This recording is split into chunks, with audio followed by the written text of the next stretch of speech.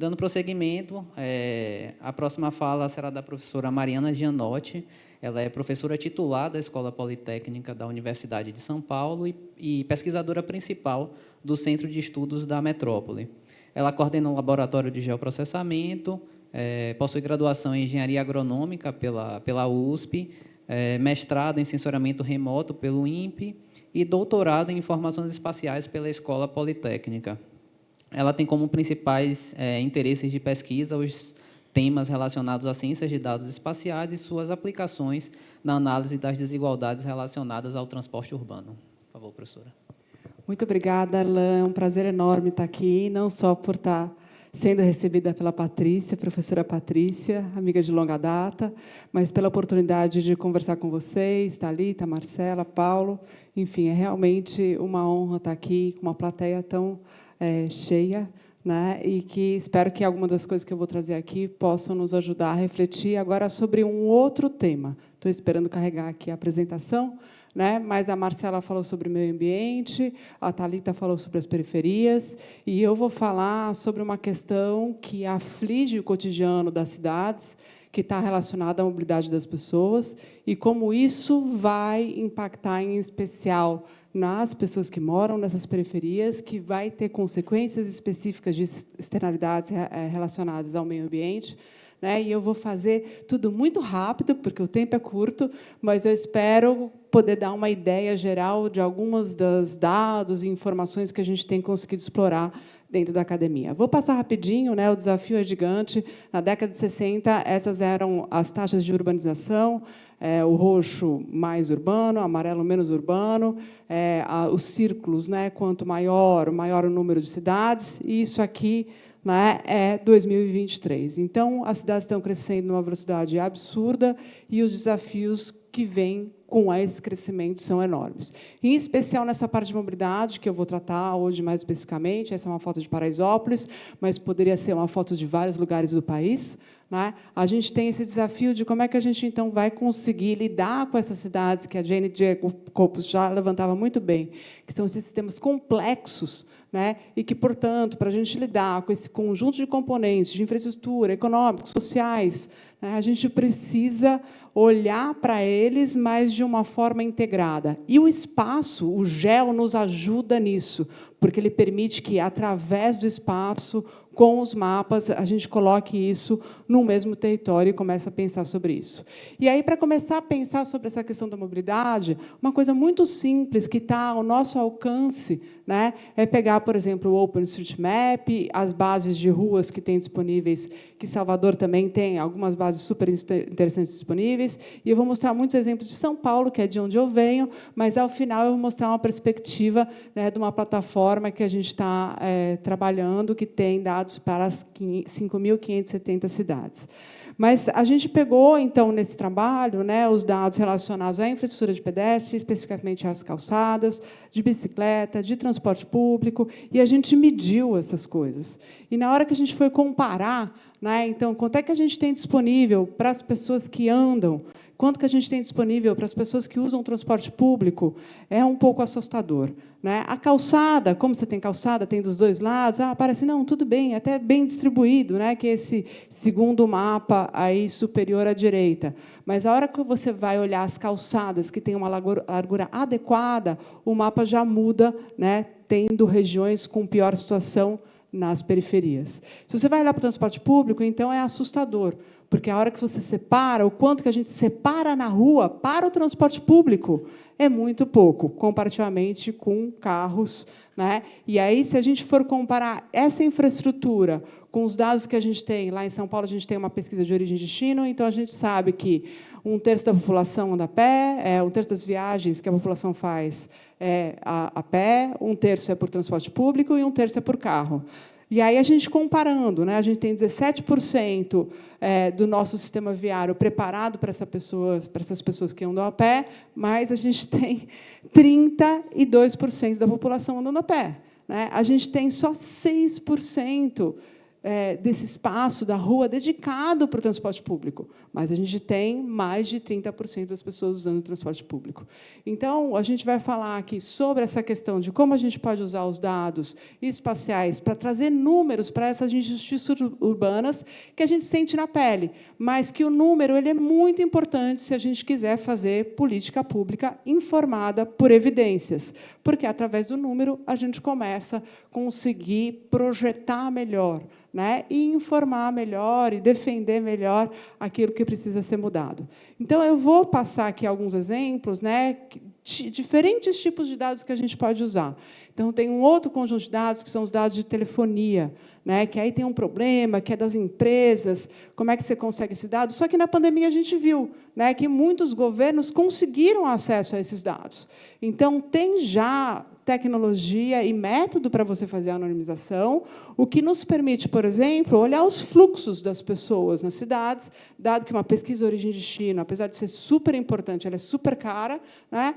O dado de telefonia pode ser aí um começo, para você começar a medir, por exemplo, perceber que as pessoas residentes em favela estão a 6 quilômetros de suas casas às 5 horas da manhã. Você começa a trazer números e revelar, né, que, por exemplo, as pessoas que moram nessas áreas mais periféricas, elas vão sair de casa, elas vão passar o bilhete único no ônibus às 5 horas da manhã, enquanto as pessoas que moram nas áreas mais privilegiadas, né, aquelas que pegam o transporte público, vão passar a primeira vez o bilhete único 2 horas depois. Então, quando você começa a informar mais, né, a política pública com números, você começa também a avançar em como pensar para mudar esses sistemas de uma forma mais prática e mais precisa. Então, esse é um outro trabalho que a gente fez, onde o Pedro é o primeiro autor, né, foi do mestrado dele, onde a gente pegou esses dados de bilhetagem. Quando eu falo dados de bilhetagem, é o bilhete único. Na hora que você passa no ônibus, você passa o bilhete, ele registra o momento que você passou, você tem um sistema de monitoramento de posicionamento no ônibus, você faz a associação dessas coisas, e você consegue, então, trazer, juntando com dados do nosso maravilhoso OpenStreetMap, né? Opa, passou um a mais, deixa eu ver se eu volto. Do OpenStreetMap, né? A gente consegue calcular para cada trechinho, né? Tem mais coisas aí no meio, mas, simplificadamente, qual que é a lotação. Então, quanto cada trecho eu tenho de lotação naquele ônibus.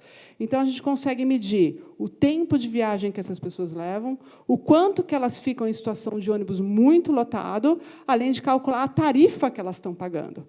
E aí, quando você cruza, porque o mapa nos permite, né, cruzar com o dado do censo, que nos dá raça, né, cor, raça e classe socioeconômica, a gente consegue chegar nesses números que estão aí no slide, né, que a gente vai ter, na verdade, a população residente em zonas que tem predominantemente pessoas de classe alta e brancas, pagam R$ 9,00, em média, para usar o transporte público, enquanto as pessoas de classe baixa vão pagar R$ 18,00. Mas, mais do que isso, essas pessoas de classe baixa vão ser aquelas que vão estar passando mais tempo em ônibus lotado e passando mais tempo para conseguir chegar no trabalho, e essas coisas todas foram medidas numa cidade que é gigante. E isso é possível fazer em outras cidades. O que precisa? Os municípios e o Estado precisam se organizar para que, nesses contratos, esteja acordado, né, que, por exemplo, pode ter uma parceria com a universidade para poder medir essas coisas, e aí você fazer um fluxo que sai do operacional e vai para a academia e volta com essa informação para você poder reorganizar.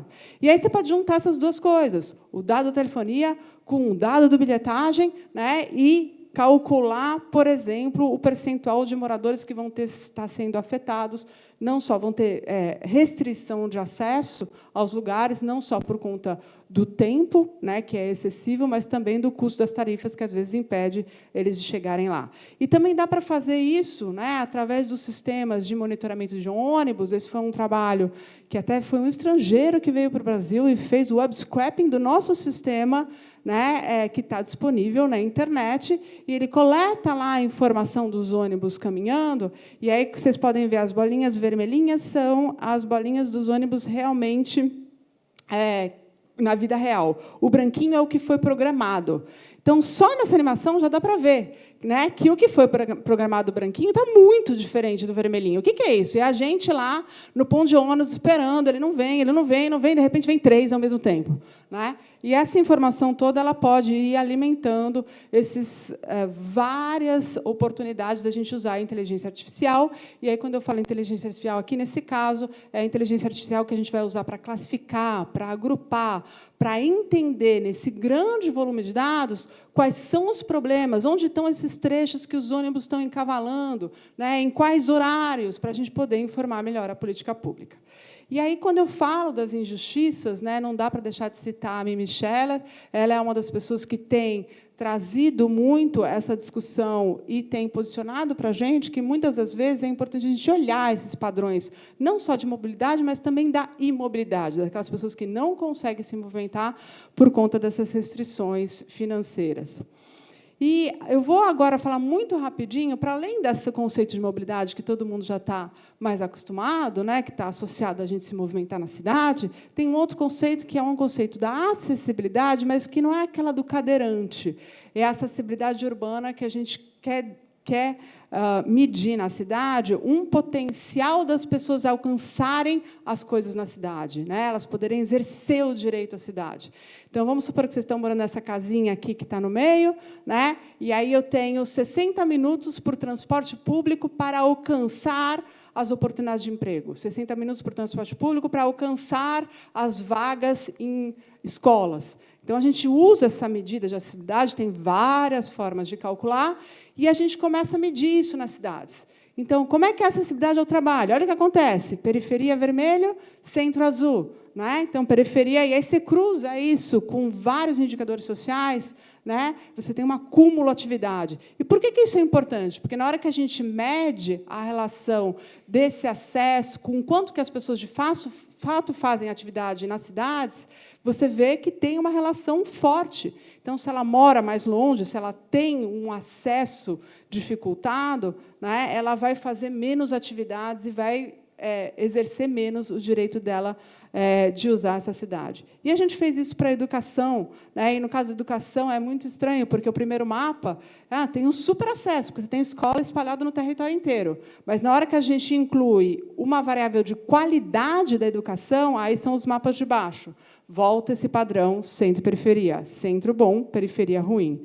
E aí a gente fez isso para a saúde, fez isso para lazer, utilizando várias outras bases de dados, né? E eu vou passar rapidinho nesse slide aqui, só para dizer que tem essa relação entre a acessibilidade e a mobilidade, né? E que a gente pode calcular isso para várias cidades. Aqui é uma comparação de São Paulo, Nova York e Londres. Embaixo a gente vê que as cidades são mais ou menos parecidas, em cima os mapas são diferentes. Por quê? Porque a política tarifária de São Paulo piora ainda mais a condição das pessoas que estão em São Paulo. E, em Nova York, você tem a questão do tempo, que é ruim, né, para quem mora longe, mas, pelo menos, a política tarifária está ajudando essas pessoas a chegarem ao centro. E aí a gente pode incluir isso, né? Falei muito de transporte público, mas a gente pode olhar o transporte ativo. Tão importante nessa questão da redução das emissões. Como é que isso se integra com o transporte público? Né? Como é que é o uso desse transporte ativo, olhando para gênero? Né? Então, tem toda essa questão específica de gênero que a gente pode cruzar e olhar mais no detalhe. E, olhando no detalhe também para os pedestres, e cruzando isso, por exemplo, com o que acontece, né, quando a gente olha integralmente, não só o sistema de transporte, mas, por exemplo, as condições de habitação e os nossos programas, né, de habitação de interesse social. A gente tem uma questão do Minha Casa Minha Vida, que tem uma pontuação muito forte por eles terem sido implementados, né, nas gerações anteriores, muito distantes do centro, e aí você consegue, integrando esses dados todos, medir, de fato, quão distantes estão. E, na hora que a gente mediu, apareceu uma coisa interessante. Apesar de uma crítica, que é uma crítica conduzente, que o Minha Casa Minha Vida, muitas vezes, está na periferia das cidades, olha que você compara, né, com a população de mesma renda, o Minha Casa Minha Vida, em várias das cidades, ele realmente melhorou um pouco, mesmo tendo essa condição periferizada. E aí a gente vai ter a inteligência artificial que vai nos ajudar a olhar esses grandes volumes de dados, Tá? Eu não vou entrar aqui no detalhe, mas a gente tem utilizado isso para entender melhor. Né? Então, vou pôr uma nova estação de metrô. Né? Até quão distante da estação de metrô eu consigo converter as pessoas para saírem do carro e começarem a usar transporte público? Como é que é ser feito na periferia? Como é que é ser feito no centro? Né? E vocês devem estar pensando, poxa, mas ela está falando de São Paulo, ela tem um monte de dados, ela está lá na USP, mas assim, a gente fez um levantamento nacional e esses sistemas de GPS e bilhetagem, eles têm em várias capitais, em várias cidades do Brasil. O que a gente precisa é se organizar, né, enquanto setor público e universidade, para poder viabilizar que esse dado chegue para a gente fazer essas contas, para a gente poder olhar nossas cidades. E aí transformar isso de uma maneira que a sociedade consiga fazer essas leituras. Então, São Paulo, a gente tem lá uma iniciativa super legal, que é o pessoal da Rede Nossa São Paulo, que faz os mapas de desigualdade, que vários dos dados que eu mostrei para vocês aqui, né, a gente forneceu para eles conseguirem empacotar nesses mapas das desigualdades que comunicam muito bem para a sociedade esses problemas que a gente está falando. E aí eu vou apresentar muito rapidamente algo que, peço perdão por ser Curitiba, né, devia ter colocado aqui Salvador, o Simon fez um trabalho melhor lá no pôster. A gente está com essa plataforma, né, que é o Centro de Estudos da Metrópole, em parceria com o Instituto Oriorô e com a Frente Nacional dos Prefeitos e Prefeitas e a GIZ, a gente fez essa plataforma para os 5.570 municípios do Brasil. Então, nessa plataforma, a gente já tem, né, todos os dados de censo, tanto de população quanto infraestrutura, quanto educação, que vem do INEP, e saúde, que vem do DataSUS, e a gente tem várias formas de visualização, né, visualização de mapas, fazendo buffers, depois integrando esses buffers, depois fazendo mapas comparativos, fazendo carregamento de dados. Né? Então, se você tem os bairros ou, sei lá, os setores de saúde de Salvador, que não estão na plataforma nacional, né, por conta da gente ter pegado dados que são dados da base nacional. Aí você consegue carregar, e só para fechar, né, a gente está partindo agora, numa próxima fase desse projeto maravilhoso que é a GeoRedes, que a gente tem o Simon, o Cauê, né, algumas pessoas aqui presentes que fazem parte dele. A gente está partindo para uma fase de pilotos nos municípios. Né? Então, a plataforma já está aberta, quem quiser acessar, a gente também vai estar circulando aí para mostrar os detalhes. E a gente vai, agora, está trabalhando no desenvolvimento, né, para municípios, para fazer uma parte da plataforma que facilite o carregamento dos dados locais. Para além dessas bases nacionais, né, nessas dimensões que eu comentei, a gente também tem uma frente de emergência climática com uma parceria com o Map Biomas, né, que está caminhando, e a ideia é que isso tudo, né, dados abertos, plataforma com open source, códigos abertos até abril, a nossa meta interna, né? Com a ideia aí, então, de que a gente vai conseguir fazer que o Big Data, né, esses grandes volumes de dados, nos deem novas hipóteses para os nossos problemas que a gente está trabalhando. É importante lembrar que essas informações todas, elas requerem que a gente se aprofunde cada vez mais nas teorias. O dado não resolve tudo se a gente não tiver a base conceitual bem estruturada. A gente precisa das bases de dados qualitativos, como a Thalita bem falou. Né? O Big Data não resolve tudo, ele abre várias perguntas e dúvidas que surgem no meio do caminho que o levantamento qualitativo nos ajuda. A gente precisa desses insights. Para a gente ter esses insights estratégicos, é importante a gente ter esses estudos longitudinais, de longo prazo. Enfim, é importante olhar o contexto, e a gente espera que a gente consiga avançar aí no compartilhamento de dados abertos. Lá na GeoRedos, se vocês forem entrar, todo mundo pode baixar em GeoPackage, em vários formatos. Né? Então, para além de visualizar e explorar todos esses dados, vocês já têm acesso aos dados e, muito em breve, terão acesso aos códigos, se quiserem, inclusive, utilizar e fazer iniciativas parecidas. Passei um pouquitito do tempo. Né? Deixo aqui a última imagem da Rosa Parks, que, para mim, é uma referência. Ela tem essa frase bem bonita. Né? O ônibus foi uma das primeiras maneiras pelas quais percebi que havia um mundo negro e um mundo branco. Ela é super emblemática, o histórico dela nos Estados Unidos, e, para mim, ela ressoa muito, porque foi quando eu comecei a mergulhar nesses dados de transporte que entrou mais na pele ainda, né, essa percepção, e a gente tem a oportunidade de fazer muita coisa interessante se a gente conseguir avançar nesses dados. Só para dizer que isso é uma equipe gigante, aqui que estão alguns desses nomes. Agradeço mais uma vez a oportunidade. Obrigada.